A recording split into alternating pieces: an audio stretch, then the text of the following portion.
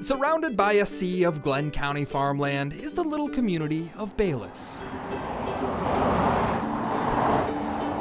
From here, it's a 20-mile drive to Chico, the nearest city.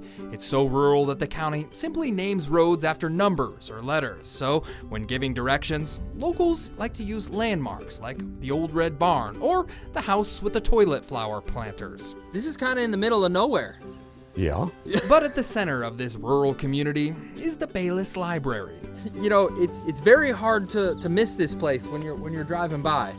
Well, you know, it was better when there was a 35-mile-an-hour speed limit. You know your hometown is gone when they take the speed limit signs down. It's true. Other than a few cattle dairies, the town of Bayless is pretty much gone. Longtime resident Wally Kramer says that the school and the old store closed down a long time ago, but the Bayless Library, well, the community just couldn't let it go. And for all the reasons that you want a library, and it's our one thing in Bayless that is still standing. The little white stucco-covered building is modest, but it's among the last of its kind. Historically, it is the smallest library that Carnegie funded. Carnegie libraries were a gift from Pennsylvania philanthropist and steel mill mogul Andrew Carnegie.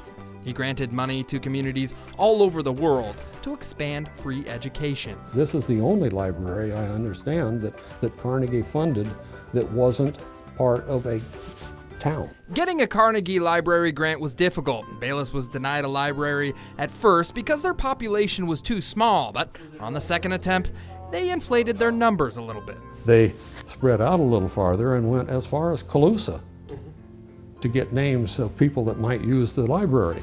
The grant was eventually accepted and the Bayless Library opened its doors in 1917. The library was instantly popular and became a part of a book reading frenzy that happened in Glenn County. At one time, Glenn County had like over 30 libraries. Library Director Jody Menza says in a rural community of less than just 30,000 people, libraries play a much bigger role than just a building to house books. A place for everybody to connect, to get together. You have that in church, but the other main place to do that was to come to the library. It was a beehive of activity, people all over the place. When the county came on hard times and threatened to close the library because of budget issues, the Bayless community took the keys and started running it themselves. And that caught the attention of travel host Huell Hauser.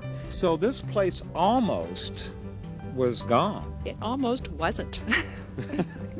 No, the people out here fought for it, and they fought hard. The community banded together and fully restored the building. Then in 2017, the library celebrated its 100th birthday. It was a wonderful celebration of everything that the community has done, all of their hard work to keep the library open. Of the 142 Carnegie libraries in California, only 36 operate as an actual library, and Bayless is one of them.